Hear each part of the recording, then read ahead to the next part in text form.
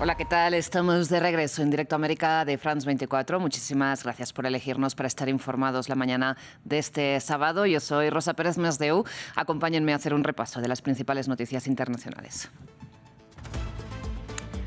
El presidente de Venezuela, Nicolás Maduro, acusa a Estados Unidos de inventarse una nueva guerra horas después de que la administración republicana ordenara el despliegue de su mayor portaaviones en el Caribe en nombre de la lucha contra el narcotráfico.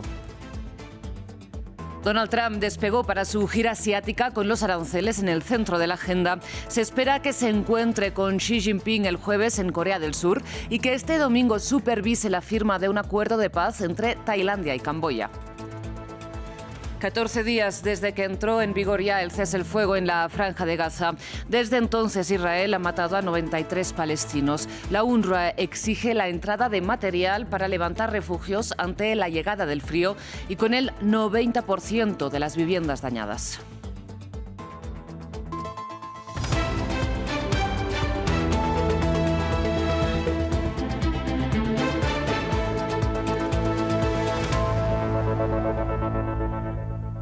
Iniciamos las noticias en el Caribe, donde este viernes el secretario de Defensa o de Guerra, así se llama, Pete Hegseth, ordenó trasladar el mayor portaaviones de la Marina estadounidense y del mundo. Hablamos del USS Gerald Ford.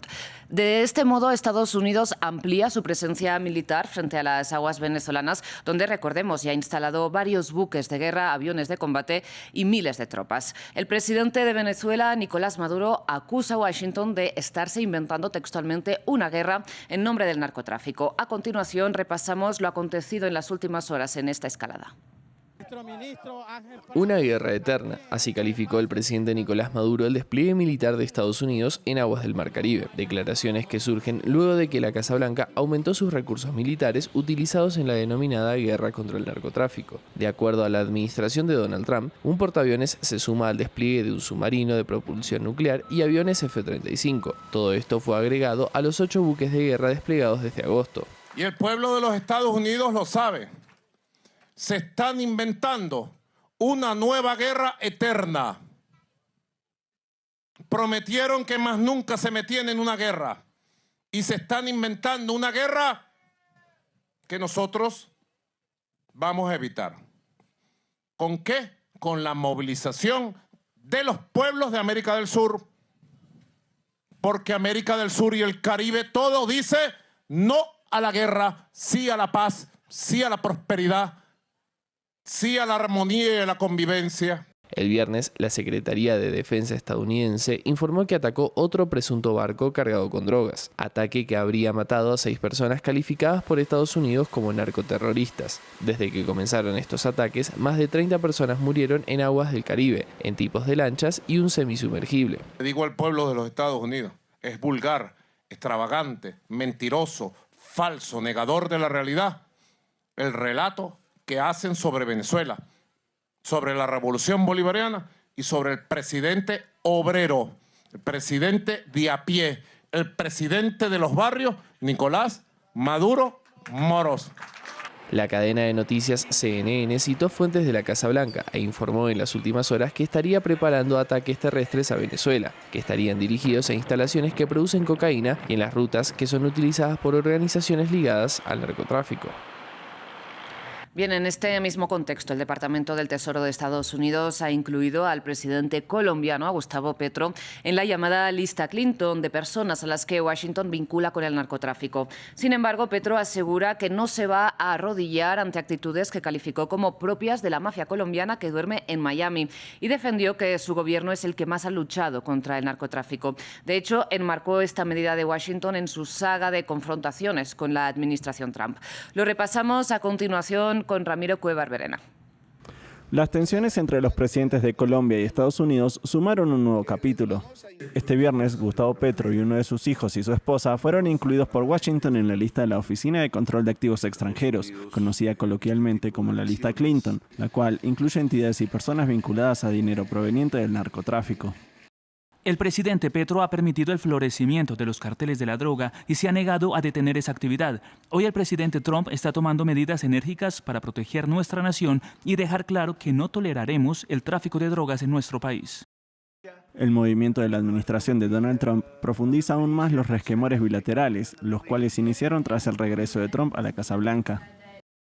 El 26 de enero, en medio de la campaña de deportación de migrantes irregulares de Estados Unidos, Colombia se rehusó a recibir 2 vuelos alegando que a los deportados se les había vulnerado su dignidad y los trataban como delincuentes. Esta actitud de Bogotá provocó una reacción de la Casa Blanca, presión a través de aranceles. El país norteamericano también interpuso prohibiciones de viajes y sanciones para los funcionarios del gobierno colombiano, una disputa que se resolvió horas después. Los enfrentamientos dialécticos se repitieron desde agosto, cuando Estados Unidos incursionó en el Mar Caribe, frente a las costas de Venezuela. Los ataques contra presuntas lanchas narcotraficantes fueron cuestionados por Petro. Matar con un fusil 3 pasajeros de una lancha desarmada y no blindada es un asesinato. Desproporcionado. Y el gobierno de los Estados Unidos está asesinando gente latinoamericana en su propia tierra. Tras décadas de colaboración binacional contra el narcotráfico, la administración Trump desertificó de forma condicionada a Colombia en su lucha antidrogas. La Casa Blanca consideró que el país no cumplió con sus obligaciones durante el último año, al argumentar que en territorio colombiano los cultivos de coca y la producción de cocaína habían aumentado a niveles récord. Estados Unidos decidió retirarle la visa al presidente colombiano. Desde aquí, desde Nueva York, le pido a todos los soldados del ejército de los Estados Unidos no apuntar contra la humanidad sus fusiles. Estas palabras de Gustavo Petro en las calles de Nueva York, en el marco de la Asamblea de las Naciones Unidas, fue interpretado por el Departamento de Estado como una acción imprudente e incendiaria. El 19 de octubre, Trump calificó a su par colombiano como un líder del narcotráfico y dijo que Colombia es una máquina de fabricar drogas. La puja entre Estados Unidos y Colombia continúa subiendo el tono, con un final incierto. Bien, de momento cambiamos de foco, pero seguimos hablando de las relaciones internacionales de Donald Trump, porque ya a bordo del Air Force One, el presidente estadounidense se dirige hacia Malasia, la primera parada de su gira asiática, que si nada cambia lo llevará a reunirse en Corea del Sur con Xi Jinping. El encuentro con el mandatario chino sería el jueves en la cumbre de la APEC en Corea del Sur.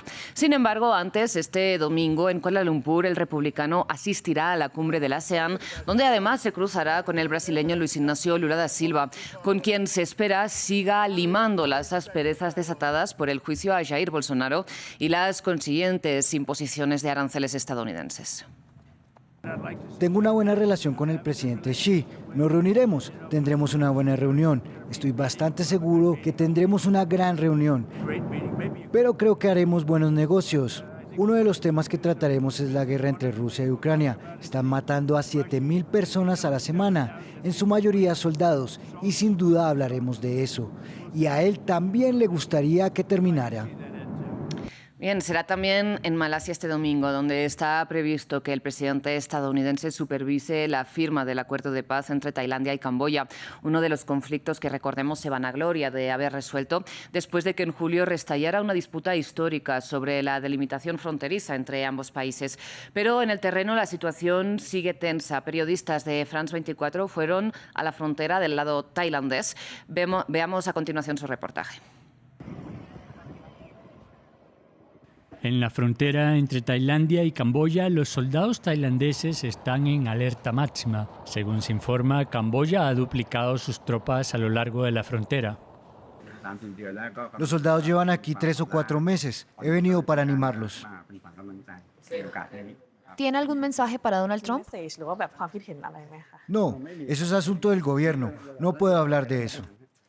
Una sonrisa que apenas oculta la tensión. El alto al fuego del 28 de julio se ha violado en varias ocasiones, con disparos o incursiones denunciados por ambas partes. Detrás de esos soldados y las alambradas, Camboya se encuentra a casi 1 kilómetro de distancia. En las zonas disputadas a lo largo de la frontera se ha ordenado a cientos de familias camboyanas que abandonen sus hogares. Pero si no lo hacen, el ejército tailandés podría intervenir para despejar la zona, lo que podría reavivar el conflicto. Aquí se encuentra el puesto fronterizo más importante entre los dos países. Hoy en día es una ciudad fantasma. La mayoría de los comerciantes eran camboyanos y han huido, lo que más más teme la gente son las detenciones policiales. Esta señora es uno de los pocos tailandeses que se quedan, pero está desesperada. Antes las calles estaban llenas de autos, todas las tiendas estaban abiertas, nunca había tanto silencio. Ahora se oye hasta el zumbido de las moscas. Para los líderes, la paz solo significa la ausencia de la guerra. Esa es su definición, pero la paz verdadera es cuando podemos comercializar libremente. Bajo la presión de Washington, Bangkok podría acabar cediendo y aceptando un acuerdo, pero sobre el terreno sigue siendo el ejército tailandés el que lleva la batuta, con 3 veces más soldados y un presupuesto militar 10 veces mayor al de Camboya. Pendientes mañana de esa cumbre y del sudeste asiático. De momentos pasamos a Medio Oriente porque según las autoridades palestinas, desde que entró en vigor el cese el fuego en la Franja de Gaza hace ya 2 semanas, el ejército israelí, sin embargo, ha matado a 93 personas que se suman, como saben, a las más de 68.000 víctimas mortales de 2 años de ofensiva. Una ofensiva que, recordemos, también dañó el 90% de las viviendas del enclave, por lo que miles de palestinos solo encuentran ruinas, como imaginan, al intentar regresar a sus hogares, pero otros no pueden ni siquiera intentarlo porque no pueden atravesar la llamada línea amarilla, donde permanecen a esta hora las tropas israelíes. Pese a las restricciones, los gazatíes siguen soñando con volver a casa. Antes de la guerra, la familia Abu Omar vivía en la localidad de Beit Lahia, ubicada al norte del enclave cerca de la frontera. Ahora, a pesar del acuerdo entre Israel y Hamás, el hogar de los Abu Omar está más allá de la denominada línea amarilla, lugar geográfico sobre el cual se ubican las tropas israelíes como parte de la primera fase de lo pactado, lo que imposibilita que la familia retorne a la zona en donde se encontraba su residencia. Ojalá pudiera volver a Beit Lahia. Espero que la primera fase termine y que podamos pasar a la segunda. Si se establece una nueva línea de retirada, quiero poder volver a casa, aunque sea para acampar frente a las ruinas de mi hogar. Al igual que miles de palestinos, los bombardeos israelíes y los combates terrestres obligaron a los Abu Omar a desplazarse hacia el sur. Actualmente viven en el campo de refugiados de Al-Sawaida. Aunque la frecuencia de los ataques israelíes ha disminuido, las condiciones humanitarias siguen siendo precarias. ¿Dónde podríamos vivir? No hay un refugio real. Las tiendas de campaña no protegen a nadie, son inútiles. No nos protegen ni del frío ni del calor, son absolutamente inútiles. Imagínate una tienda de campaña para 8 personas. La vida aquí es extremadamente difícil. Según análisis de Naciones Unidas, alrededor del 78% de las estructuras existentes en Gaza antes de la guerra fueron dañadas o destruidas durante el conflicto.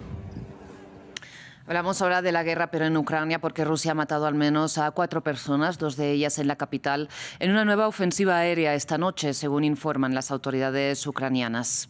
De hecho, la Fuerza Aérea de Kiev indicó que Moscú lanzó al menos 9 misiles y 62 drones, 50 de los cuales fueron, eso sí, interceptados por las defensas antiaéreas.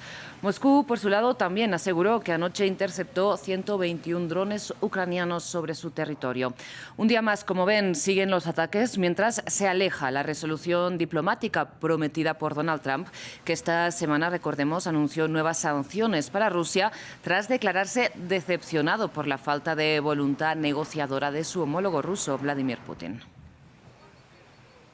En otras noticias, vamos hasta República de Irlanda, porque la izquierdista Catherine Connolly es la nueva presidenta del país al vencer en las elecciones de este viernes. Avanzado el recuento este sábado, la candidata demócrata cristiana del gobernante Fine Gael ha reconocido la derrota.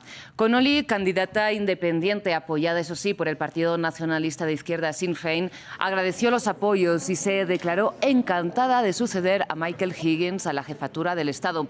Un cargo que, como en otras repúblicas europeas como Alemania o Italia, es sobre todo representativo en Irlanda, mientras las funciones ejecutivas recaen sobre todo en el primer ministro, conocido como Taoiseach, dirigente en irlandés. Y cerramos esta edición en el oeste del continente africano, porque en Costa de Marfil abrieron las urnas este sábado para la elección presidencial. 5 candidatos se disputan la contienda, entre ellos el actual presidente, hablamos de Alassane Ouattara, de 83 años y en el poder desde 2011, que busca un 4º mandato. También participan la ex primera dama Simone Gbagbo y el ex ministro de Comercio Jean-Louis Billon. Los resultados, si todo va bien, deberían ser publicados al inicio de la próxima semana. Se los traeremos aquí en France 24.